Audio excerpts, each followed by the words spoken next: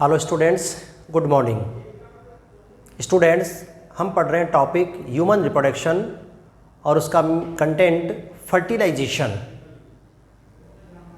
Previous 2 classes में हमने fertilization की definition, type of fertilization and mechanism को डिस्कस किया है। तो हम पढ़ रहे थे बच्चों फर्टिलाइजेशन का mechanism.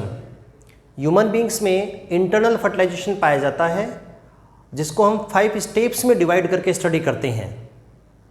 First step is approximation of gametes, second step is capacitation of sperm, third step is penetration of egg, fourth step is activation of ovum and last 5th stage is amphimixis.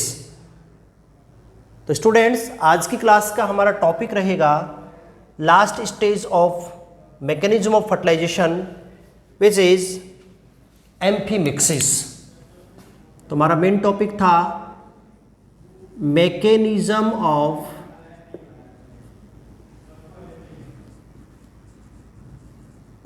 Fertilisation, और इसकी जो last 5th stage जिसको हम discuss करेंगे student, वो है amphimixis.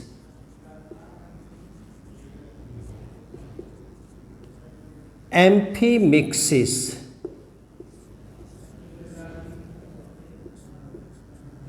देखो क्या होता है एम्फीमिक्सिस। एम्फीमिक्सिस का सिंपल मीनिंग होता है फ्यूजन ऑफ न्यूक्लियस और chromosome of both gametes. Mail and female gamete, sperm and ovum, उनके क्रोमोसोम का जो फ्यूजन होता है उसी प्रोसेस को हम बोलते हैं एम्फीमिक्सिस। तो amphimixis means fusion of nucleus और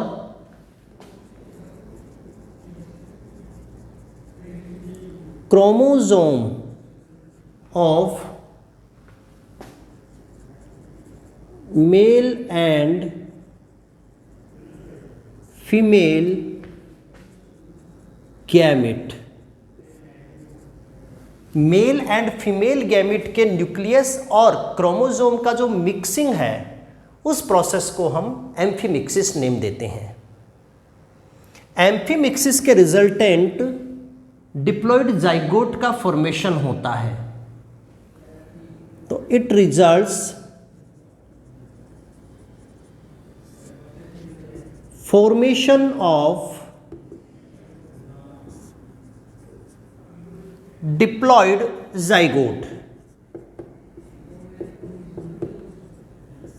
It results formation of diploid zygote. इसका रिजल्टेंट जो है डिप्लॉयड जाइगोट का फॉर्मेशन होता है, और उस डिप्लॉयड जाइगोट से ही एम्ब्रियो का फॉर्मेशन होगा। इसी जाइगोट से एम्ब्रियो का डेवलपमेंट होता है। तो ये प्रोसेस बच्चों एम्फीमिक्सिस है। एम्फीमिक्सिस को समझने से पहले हमें 2 टर्म समझनी है। First is male प्रोन्यूक्ली।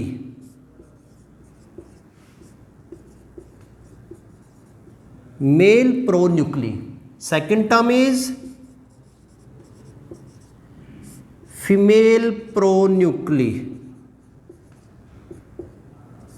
एक टर्म तो स्टूडेंट मेल प्रोन्यूक्ली और दूसरी टर्म है फीमेल प्रोन्यूक्ली। क्या होते हैं? Nucleus of male gamete sperm. Nucleus of male gamete sperm is called male pronuclei, and nucleus of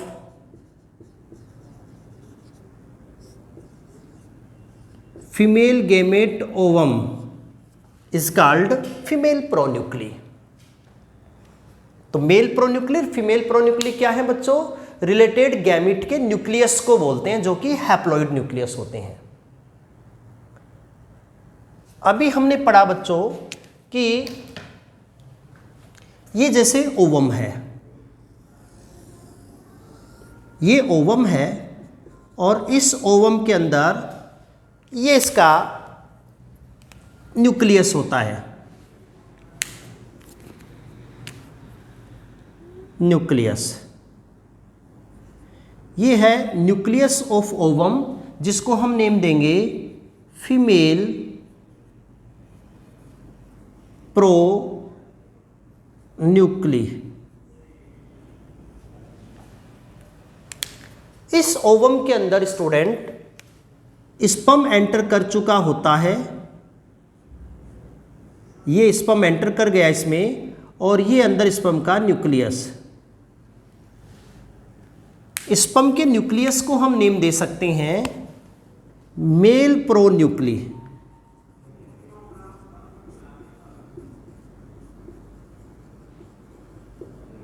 mail प्रोन्यूक्ली, ये स्पर्म का न्यूक्लियस है।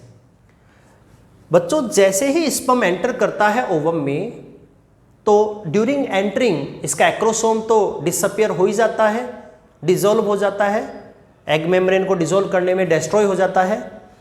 जो रिमेनिंग कंपोनेंट हैं ह्यूमन स्पर्म के, वो for example centriole and mitochondria, तो ये इसका न्यूक्लियस है। इस न्यूक्लियस के पीछे की तरफ होते हैं student centriole and mitochondria. Nucleus के यहाँ बैक साइड में सेंट्रियोल होता है, प्रॉक्सिमल सेंट्रियोल, दूसरा डिस्टल सेंट्रियोल जिससे टैल बनती है, तो प्रॉक्सिमल सेंट्रियोल है, और यहाँ पर माइटोकॉन्ड्रिया होते हैं, यहाँ पर माइटोकॉन्ड्रिया होते हैं। तो बच्चों, ये दोनों कंपोनेंट कौन कौन से, एक तो प्रॉक्सिमल सेंट्रियोल और दूसरा इसके माइटोकॉन्ड्रिया, ये दोनों कंपोनेंट जो हैं वो मूवमेंट करके इस मेल प्रोन्यूक्लियस के सामने आ जाते हैं 180 डिग्री पर रोटेट करके। 180 डिग्री पर रोटेट होकर ये proximal centriole and mitochondria male pronucleus के सामने आ जाते हैं और इस ओवम के साइटोप्लाज्म में मिक्स्ड हो जाते हैं। इसके बाद जो मेल प्रोन्यूक्ली है वो स्पर्म से फ्री हो जाता है इस प्रकार से। नेक्स्ट स्टेप मैं इसी में ड्रॉ कर दूंगा। तो ये जैसे मेल प्रोन्यूक्ली है, स्पर्म का न्यूक्लियस, तो ये फ्री हो गया। अब ये न्यूक्लियस क्या करता है, ये बोथ न्यूक्लियस एक दूसरे की तरफ मूवमेंट करते हैं। जैसे ये मेल प्रोन्यूक्ली इस तरफ फीमेल प्रोन्यूक्ली की तरफ आता है और फीमेल प्रोन्यूक्ली मेल प्रोन्यूक्ली की तरफ आते हैं। तो बोथ प्रोन्यूक्ली एक दूसरे की तरफ मूवमेंट करते हैं। जिन पथ से होकर ये मूवमेंट करते हैं उन पथ को हम एक कॉमनली नेम देते हैं स्टूडेंट, फर्टिलाइजेशन पथ।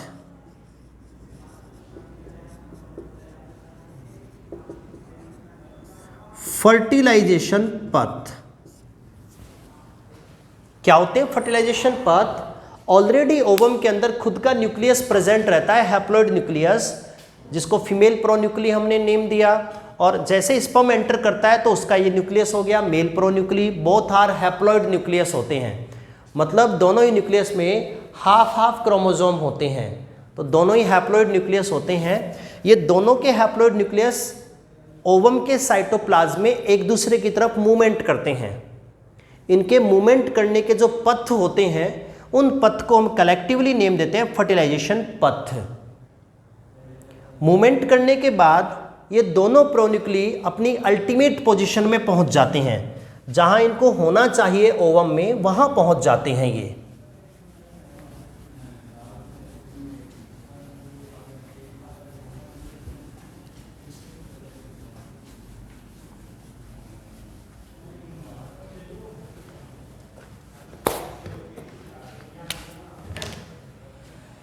जैसे बच्चों ये है ओवम, और इस ओवम में ये फीमेल प्रोन्यूक्ली और इसके पास ही यहाँ पर आ जाता है मेल प्रोन्यूक्ली। तो दोनों के न्यूक्लियस, स्पर्म एंड ओवम के न्यूक्लियस एक दूसरे के बिल्कुल क्लोज कॉन्टेक्ट में आ जाते हैं। वो होती है इसकी फाइनल पोजीशन, जिसकी अल्टीमेट पोजीशन। तो अल्टीमेट पोजीशन में आने के बाद दोनों प्रोन्यूक्ली अपनी न्यूक्लियर मेम्ब्रेन को डिसअपियर कर देते हैं। तो this structure is final position of both pronuclei. Both pronuclei के फाइनल पोजीशन है, और फाइनल पोजीशन में आने के बाद ये क्या करेंगे, ये अपनी न्यूक्लियर मेम्ब्रेन को डिसअपियर कर देते हैं। Both pronuclei disappears, they are nuclear membrane. इन दोनों प्रोन्यूक्ली का क्या काम होगा यहाँ पर, ये दोनों प्रोन्यूक्ली अपनी न्यूक्लियर मेम्ब्रेन को डिसअपियर कर देंगे, लॉस्ट कर देंगे। और जब ये न्यूक्लियर मेम्ब्रेन को डिसअपियर कर देंगे तो स्टूडेंट क्या होगा, स्पर्म के एन क्रोमोसोम, ये एन क्रोमोसोम ऑफ स्पर्म है, और इसी प्रकार ये ओवम के N chromosome, N chromosome of ovum, ये क्या होते हैं, ये ओवम के साइटोप्लाज्म में रिलीज हो जाते हैं।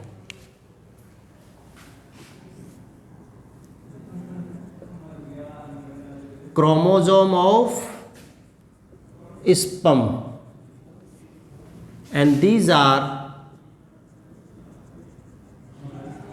chromosome of ovum। ये स्पर्म के क्रोमोसोम है और ये ओवम के क्रोमोसोम होते हैं, रिलीज हो जाते हैं एन एन एन क्रोमोसोम। और जब ये एन एन एन क्रोमोसोम यहाँ पर रिलीज हो जाते हैं तो अब स्टूडेंट ये जो ओवम था, अभी तक हमने इसको नेम दिया था ओवम, जब तक न्यूक्लियर मेम्ब्रेन थी तब तक हमने इसको क्या नाम दिया था, ओवम। और जब न्यूक्लियर मेम्ब्रेन डिसअपियर हो गई तो अब इसको हम नेम देते हैं जाइगोट। तो इस प्रकार एम्फीमिक्सिस के रिजल्टेंट जो है वो जाइगोट का फॉर्मेशन होगा। तो फाइनली क्या हुआ बच्चों, एम्फीमिक्सिस। फाइनली एम्फीमिक्सिस हम किस प्रोसेस को बोलेंगे,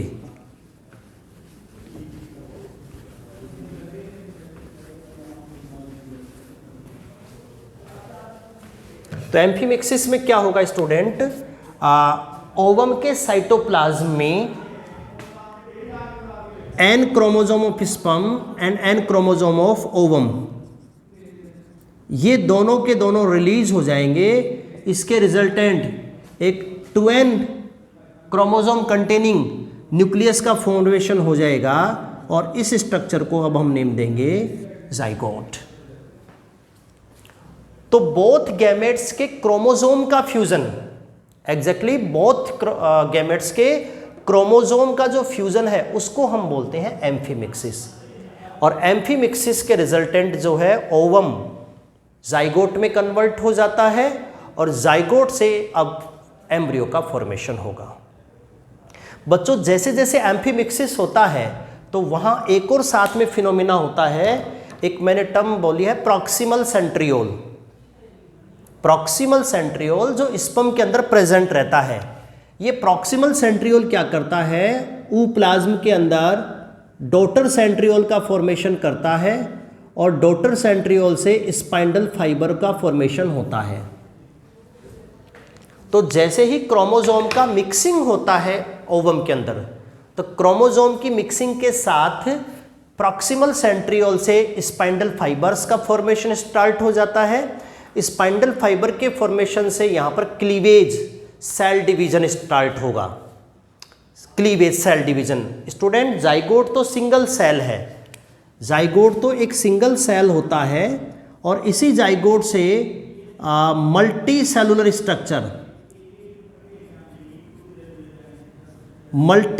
स्ट्रक्चर एम्ब्रियो का फॉर्मेशन होगा। तो सिंगल सेल से मल्टी सेलुलर स्ट्रक्चर बनाने के लिए बहुत सारे सेल डिविजन्स होंगे। जो अर्ली सेल डिवीजन जाइगोट में होते हैं उनको हम क्लीवेज नेम देते हैं।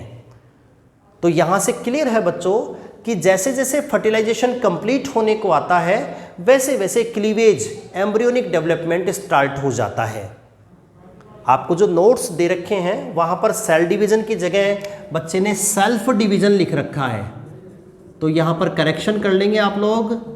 जो सेल्फ टर्म है इसकी जगह आप सेल नोट करेंगे। आपके पास जो नोट्स की कॉपी है उसमें सेल्फ की जगह सेल आप लोग कर लेंगे। तो बच्चों ये था फर्टिलाइजेशन का ओवरऑल वोल प्रोसेस, जिसमें हमने क्या पढ़ा कि फर्टिलाइजेशन में 5 स्टेप है। लास्ट जो एम्फीमिक्सिस है इसमें दोनों गैमेट्स के क्रोमोसोम मिक्स्ड हो जाएंगे। क्रोमोसोम के मिक्स्ड होने से ओवम जाइगोट में कन्वर्ट हो जाएगा, जो कि सिंगल सेलुलर स्ट्रक्चर है। इसी जाइगोट में सेल डिवीजन होंगे और उन्हीं सेल डिवीजन से ये एम्ब्रियो में कन्वर्ट हो जाएगा। तो जैसे जैसे जो फर्टिलाइजेशन कंप्लीट होने को आता है वैसे वैसे next step embryonic development start हो जाता है, जिसको हम नेक्स्ट लेक्चर में पढ़ेंगे। तो ये था बच्चों फर्टिलाइजेशन का प्रोसेस, कंप्लीटली मैंने एक्सप्लेन कर दिया है। फिर भी आपको कोई डाउट हो, कोई प्रॉब्लम हो तो आप मेरे से शेयर कर सकते हैं। फर्टिलाइजेशन रिलेटेड 2-3 पॉइंट अलग से और बचे हैं जिनको हम डिस्कस कर लेते हैं बच्चों। कुछ डेफिनेशंस हैं रिलेटेड टू फर्टिलाइजेशन, पहले उनको डिस्कस करते हैं।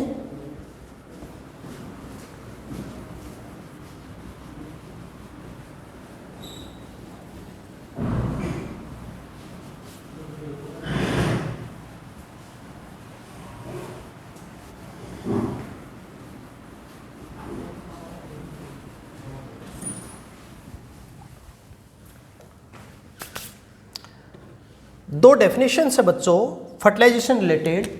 First is मोनोस्पर्मी।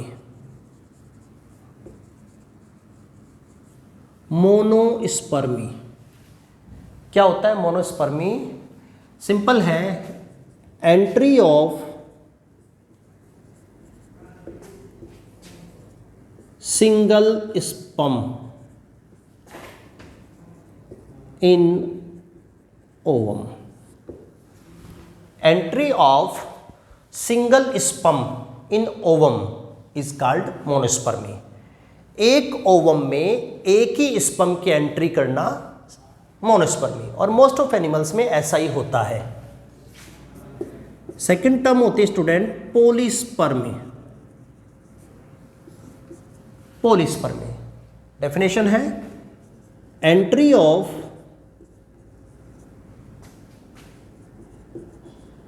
more than one sperm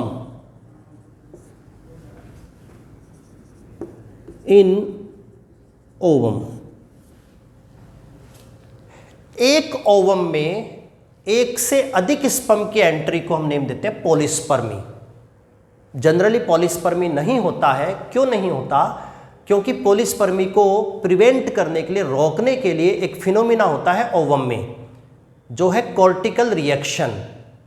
हमने फर्टिलाइजेशन में डिस्कस किया था कॉर्टिकल रिएक्शन। मैमल्स में क्या होता है कि जब ओवम के अंदर एक स्पर्म एंटर कर जाता है, जैसे ये ओवम है और इसमें जब एक स्पर्म एंटर कर जाता है तो ये जो कॉर्टिकल्स ग्रेन्यूल्स होती हैं ये बाहर की तरफ जोना पैलिशिडा को हार्ड बना देती हैं, और वो हार्ड जोना पैलिशिडा इस पॉलीस्पर्मी को रोक देता है, अनदर स्पर्म की एंट्री को रोक देता है मैमल्स में। तो मैमल्स में पॉलीस्पर्मी को कौन रोकता है? Harden zona pellucida. बट जो ओविपेरस एनिमल होते हैं उनमें कॉर्टिकल ग्रेन्यूल्स बाहर की तरफ फर्टिलाइजेशन मेम्ब्रेन का फॉर्मेशन करती हैं। ये फर्टिलाइजेशन मेम्ब्रेन उन एनिमल्स के एग में अनदर स्पर्म की एंट्री को रोकता है। तो एक्चुअली पॉलीस्पर्मी को कौन रोकता है? मैमल्स में तो पॉलीस्पर्मी को रोकता है hard zona pellucida, but oviparous animals में पॉलीस्पर्मी को कौन रोकता है? Fertilization membrane. इसलिए पॉलीस्पर्मी जनरली नहीं पाई जाती है। तो मोनोस्पर्मी का मतलब है entry of single sperm in ovum, और पॉलीस्पर्मी का मीनिंग होता है entry of more than one sperm in ovum. Clear है बच्चों? अगला टॉपिक इसमें आता है फर्टिलाइजेशन रिलेटेड, वो है सिग्निफिकेंस ऑफ फर्टिलाइजेशन।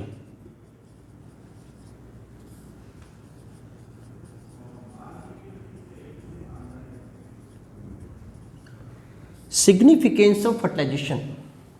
फर्टिलाइजेशन के क्या बायोलॉजिकल सिग्निफिकेंस होते हैं? फर्टिलाइजेशन से हमें क्या प्रॉफिट होता है? बायोलॉजी के पॉइंट ऑफ व्यू से क्या क्या हमें बेनिफिट्स होते हैं फर्टिलाइजेशन से? तो फर्टिलाइजेशन का जो पहला बेनिफिट है बच्चों वो ये है कि रिस्टोर ऑफ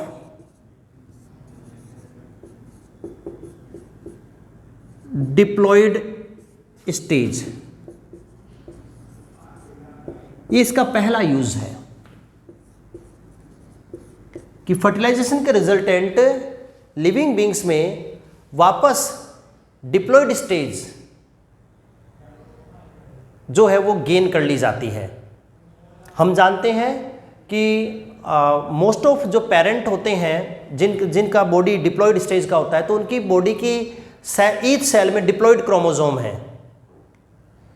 बट जब वो सेक्सुअल रिप्रोडक्शन के लिए गैमेट बनाते हैं, हाफ क्रोमोसोम कंटेनिंग गैमेट बनाते हैं, तो वो half chromosome containing gamete, mail and female gamete आपस में फ्यूज्ड होते हैं, तो फर्दर जो है वो डिप्लॉयड स्टेज का फॉर्मेशन हो जाता है।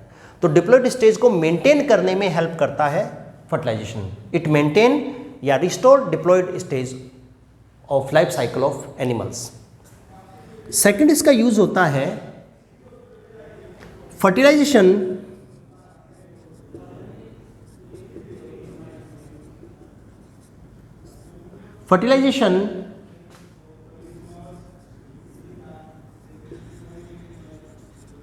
leads to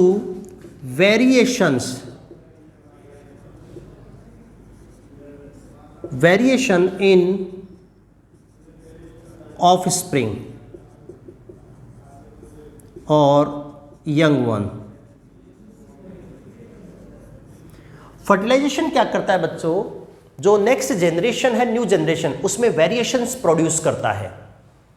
आखिर कैसे वेरिएशन प्रोड्यूस करता है? हम जानते हैं कि फर्टिलाइजेशन में अलग अलग पेरेंट के गैमेट मिक्स होते हैं। एक मेल पेरेंट का स्पर्म, फीमेल पेरेंट का ओवम जब मिक्स होता है, इसके रिजल्टेंट ऑफ स्प्रिंग बनती है। तो बच्चों गैमेट के अंदर, गैमेट एक सेल है, सेल के अंदर न्यूक्लियस है, न्यूक्लियस के अंदर क्रोमोसोम एंड क्रोमोसोम पर जीन्स होते हैं, जीन। तो वो जीन बच्चों हमारे कैरेक्टरिस्टिक्स को रेगुलेट करते हैं। क्रोमोसोम के ऊपर जो जीन प्रेजेंट रहते हैं वो जीन हमारे कैरेक्टरिस्टिक्स को रेगुलेट करते हैं। तो बच्चों किसी भी यंग वन के हाफ क्रोमोसोम उसके मेल पेरेंट के होते हैं एंड रिमेनिंग हाफ क्रोमोसोम उसके फीमेल पेरेंट के होते हैं। It means half genome male parent का, हाफ जो जीन है टोटल जीन का हाफ पार्ट मेल पेरेंट का और रिमेनिंग हाफ फीमेल पेरेंट का। इसका मतलब ऑफ स्प्रिंग के जो कैरेक्टरिस्टिक्स हैं उसको मेल पेरेंट भी रेगुलेट कर रहा है एंड फीमेल पेरेंट भी रेगुलेट कर रहा है। इसलिए उस यंग वन में, उस न्यूबॉर्न बेबी में दोनों पेरेंट्स के कैरेक्टरिस्टिक्स अपीयर होते हैं, जिसके रिजल्टेंट जो यंग वन है वो अपने पेरेंट से मोर एडवांस, मोर डेवलप्ड होता है। इसलिए हम कह सकते हैं कि फर्टिलाइजेशन जो है वेरिएशंस प्रोड्यूस करता है ऑफ स्प्रिंग में। थर्ड इसका बायोलॉजिकल सिग्निफिकेंस होता है कि during fertilization ovum receives proximal centriole. During fertilization, जब फर्टिलाइजेशन होता है तो ओवम स्पर्म के थ्रू प्रॉक्सिमल सेंट्रियोल रिसीव करता है। This proximal centriole which essential for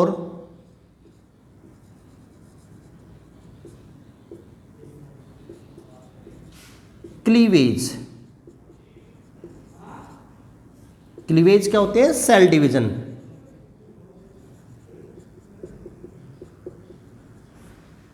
early cell division, early mitosis found in zygote are called cleavage.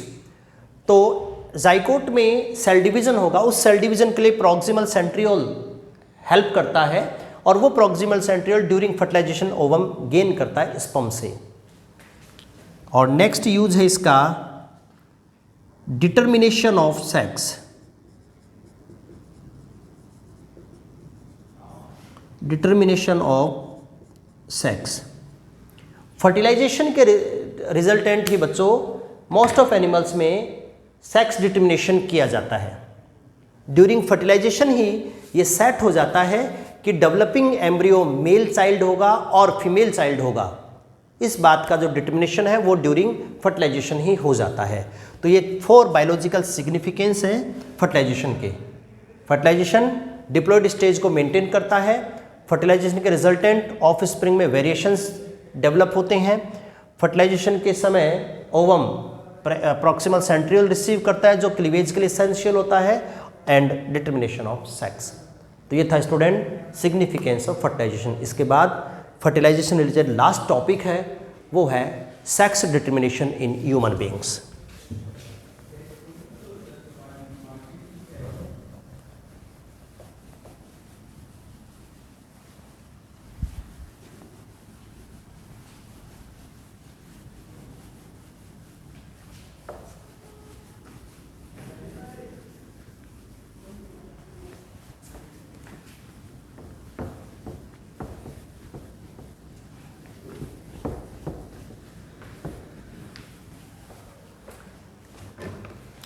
Fertilisation related बच्चों last topic है sex determination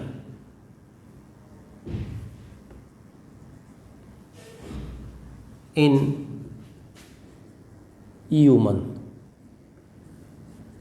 human beings में during fertilization sex determination की क्या mechanism है। तो बच्चों सिंपल मैकेनिज्म है। Human beings में सेक्स डिटर्मिनेशन क्रोमोसोमल थ्योरी के बेसिस पर किया जाता है। Determination of sex takes place by the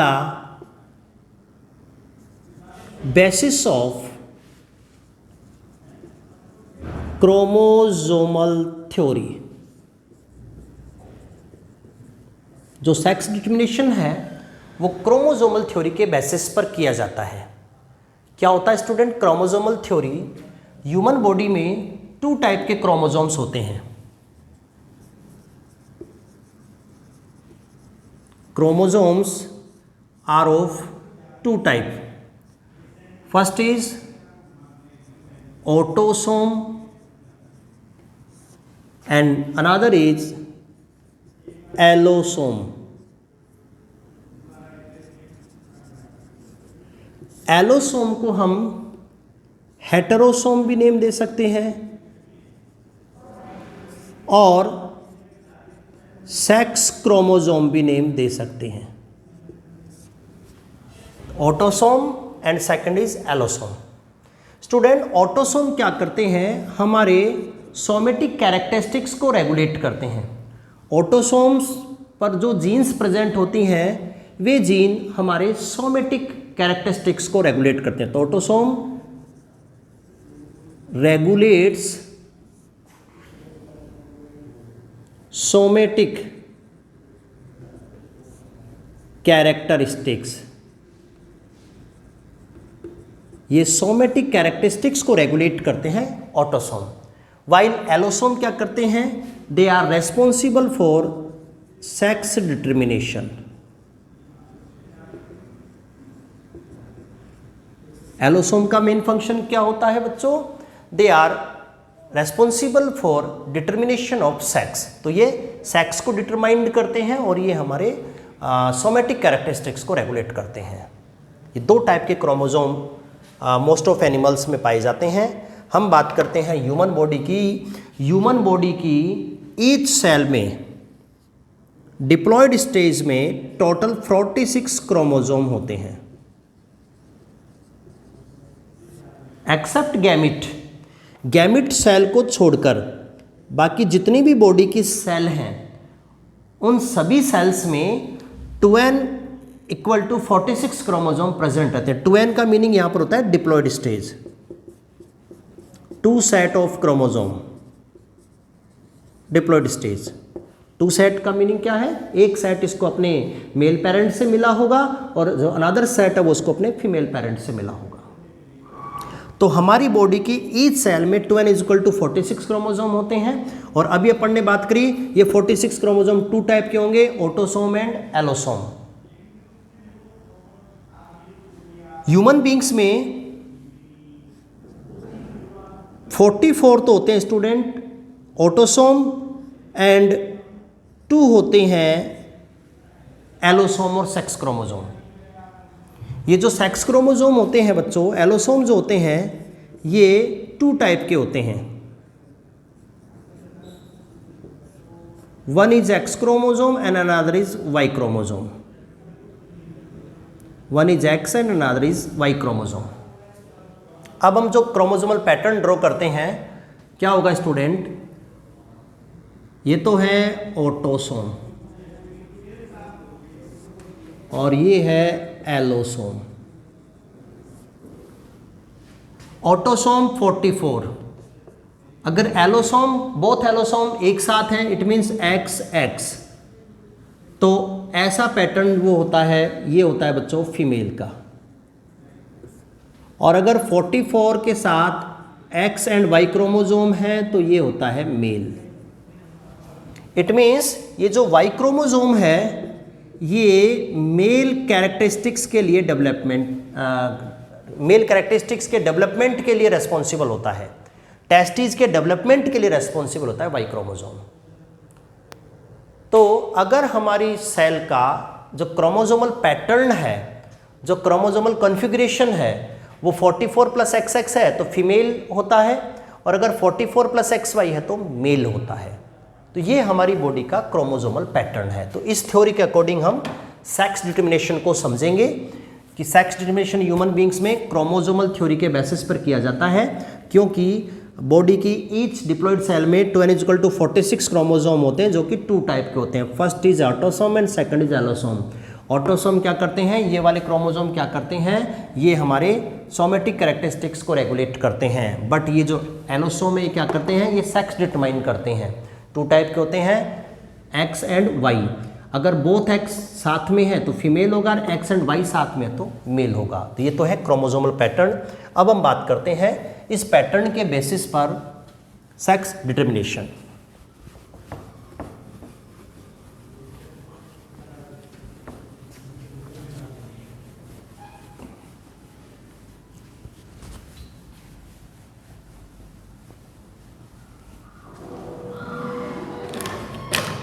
देखो बच्चों, सबसे पहले हम बात करते हैं पेरेंट्स की। पेरेंट्स की एक होगा मेल पेरेंट, एक होगा फीमेल पेरेंट। मान लो हमने पहले लिख दिया फीमेल पेरेंट और सेकंड हम लिख सकते हैं मेल पेरेंट। पेरेंट की बॉडी की ईच सेल, उसके जो प्राइमरी सेक्स ऑर्गन होते हैं ओवरियन टेस्टिस, ईच सेल में नंबर ऑफ क्रोमोसोम क्या होते हैं 44 + XX, और यहाँ पर क्या होंगे 44 + XY। क्लियर है बच्चों, ये पेरेंट बॉडी की सेल के क्रोमोसोम हैं। जब ये पेरेंट प्यूबर्टी एज को क्रॉस करते हैं तो इनके प्राइमरी सेक्स ऑर्गन में गैमिट का फॉर्मेशन होता है, मियोसिस का रिजल्टेंट, जो रिडक्शन डिवीजन होता है उसके रिजल्टेंट यहाँ पर गैमिट बनते हैं। तो बच्चों नेक्स्ट पॉइंट आता है गैमिट। यहाँ पर फीमेल जो गैमिट बनाती है वो 22 + X क्रोमोसोम कंटेनिंग बनाएगी, 22 + X क्रोमोसोम। रिडक्शन डिवीजन होगा तो हाफ क्रोमोसोम हो जाएंगे, 44 के 22 एंड XX के X एंड X। तो ये है स्टूडेंट गैमिट। अगर हम बात कर रहे हैं फीमेल पेरेंट की तो ये दोनों हैं ओवम। फीमेल पेरेंट की बात कर रहे हैं बच्चों तो ये दोनों क्या हो गए ओवम। ये भी ओवम है और ये भी ओवम है। हालांकि ह्यूमन बींग्स में मैच्योर ओवम एक ही बनता है एक बार में, पर हमने एक्सप्लेन करने के लिए इसको 50-50% में डिवाइड कर दिया। अब बात करते हैं उधर मेल गैमेट स्पर्म की। तो स्पर्म भी बच्चों इस प्रकार से 2 टाइप के बन जाएंगे।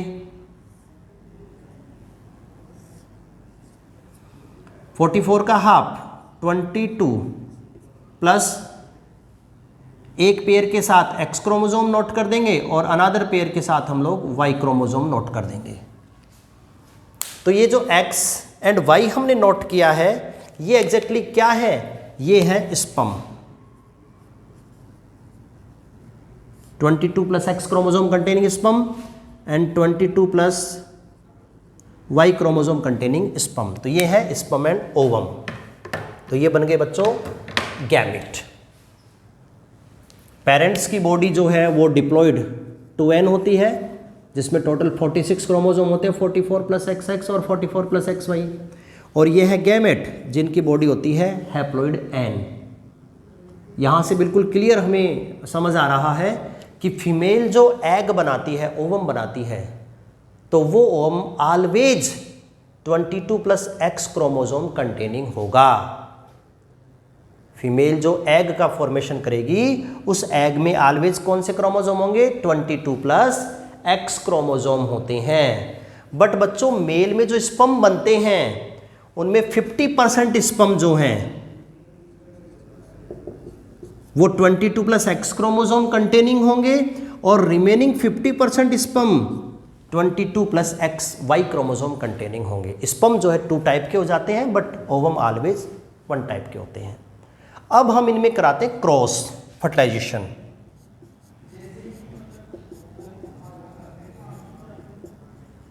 हम इनमें क्रॉस करवाते हैं, फर्टिलाइजेशन करवाते हैं। तो क्या क्या पॉसिबिलिटी है बच्चों? फर्स्ट ऑफ ऑल हमने इस ओवम को इस स्पर्म के साथ फ्यूज्ड कर दिया। इस ओवम को इस स्पर्म के साथ फ्यूज्ड कर दिया तो क्रोमोसोमल पैटर्न क्या बना? 44 + XX। क्लियरली हम क्या कह सकते हैं? Female child. अगर ऐसा फर्टिलाइजेशन होता है तो न्यूबॉर्न बेबी कैसा होगा बच्चों? ये होगा फीमेल चाइल्ड। सेकंड पॉसिबिलिटी क्या है? अगर हम इस ओवम का क्रॉस इस स्पर्म से करवा दें तो इस ओवम में क्या हुआ? 22 + X, इधर क्या हुआ? 22 + Y। तो टोटल क्या हो जाएगा? 44 + XY। अगर ये XY पैटर्न का ऑफस्प्रिंग बनता है तो बच्चों ये कौन सा बन जाएगा? ये बन जाएगा मेल चाइल्ड। एक पॉसिबिलिटी तो ये हो सकती है कि हमने इस ओवम को इसके साथ फ्यूज्ड कर दिया, इस ओवम को इस स्पर्म के साथ फ्यूज्ड कर दिया। सेकंड पॉसिबिलिटी क्या होगी? रिवर्स कर देते हैं, इस स्पर्म को इस ओवम के साथ और इस स्पर्म को इस ओवम के साथ रिवर्स कर देते हैं बच्चों। तो देखो अगर हम इस ओवम को इस स्पर्म के साथ फ्यूज्ड कर देते हैं तो 44 + XX, it means female child. और अगर बच्चों इस ओवम को हम इस स्पर्म के साथ फ्यूज कर देते हैं, यहां पर ये फ्यूज हमने कर दिया तो ये कॉन्फ़िगरेशन हो जाएगा 44 + XY, it means male child. अब हमने ऐसा क्यों किया? हमने मैक्सिमम पॉसिबिलिटी को शो करने के लिए, रिप्रेजेंट करने के लिए ऐसा कहा। बाकी तो हम डायरेक्ट भी कह सकते हैं। डायरेक्ट क्या कहेंगे? देखो मैं बता देता हूं आपको। जैसे ये ओवम है, N क्रोमोसोम कंटेनिंग ओवम, और हम जानते हैं बच्चों कि ओवम में क्रोमोसोमल पैटर्न ऑलवेज क्या होगा? 22 + X। ये कन्फर्म है बच्चों, इसमें कोई फेरबदल नहीं होना है। अब फर्टिलाइजेशन तो एक चांस फैक्टर है बच्चों। अगर इस ओवम से फ्यूज्ड होता है ऐसा स्पर्म जिसका क्रोमोसोमल पैटर्न क्या है? 22 + X, तो क्या बनेगा? Female child. कब? जब ऐसा स्पर्म फ्यूज करेगा जिसके पास 22 + X क्रोमोसोम है। बट अगर इस ओवम के साथ फ्यूज करता है ऐसा स्पर्म जिसके पास क्रोमोसोम कौन से हैं? 22 + Y, तो इसके रिजल्टेंट क्या बनेगा? Male child. इसका मतलब बहुत सिंपल है बच्चों कि ovum always 22 + X chromosome containing cell होगा। ओवम बच्चों always 22+X chromosome containing cell होगा, बट जो स्पर्म होते हैं वो 2 टाइप के होते हैं। 50% स्पर्म X क्रोमोसोम कंटेनिंग होते हैं and remaining 50% sperm Y chromosome containing होते हैं। हमने पढ़ा फर्टिलाइजेशन में कि नंबर ऑफ स्पर्म जो है बहुत ज़्यादा होते हैं, मिलियंस ऑफ होते हैं स्पर्म। तो जस्ट एक चांस फैक्टर है कि ड्यूरिंग फर्टिलाइजेशन कौन सा स्पर्म ओवम में एंटर करेगा। अगर ये वाला स्पर्म ओवम में एंटर करेगा तो फीमेल चाइल्ड, और अगर 22+Y chromosome 22+Y chromosome containing sperm ovum में एंटर करेगा तो मेल चाइल्ड होता है। यहाँ पर क्लियर हो जाता है बच्चों कि किसी भी यंग वन के सेक्स डिटर्मिनेशन में जो इंपॉर्टेंट रोल प्ले करता है वो मेल पेरेंट करता है, स्पर्म करता है, ना कि फीमेल पेरेंट। हम क्लियरली कह सकते हैं बच्चों कि सेक्स डिटर्मिनेशन के लिए मेल पेरेंट और स्पर्म रेस्पॉन्सिबल होता है, ना कि फीमेल पेरेंट और ओवम। तो ये था बच्चों क्रोमोसोमल बेसिस पर sex determination in human being. इसके साथ ही बच्चों टॉपिक फर्टिलाइजेशन कंप्लीट हो जाता है। इसके बाद चैप्टर ह्यूमन एम्ब्रियोलॉजी में हम नेक्स्ट टॉपिक डिस्कस करेंगे अगली क्लास में, और वो हमारा टॉपिक होगा एम्ब्रियोनिक डेवलपमेंट।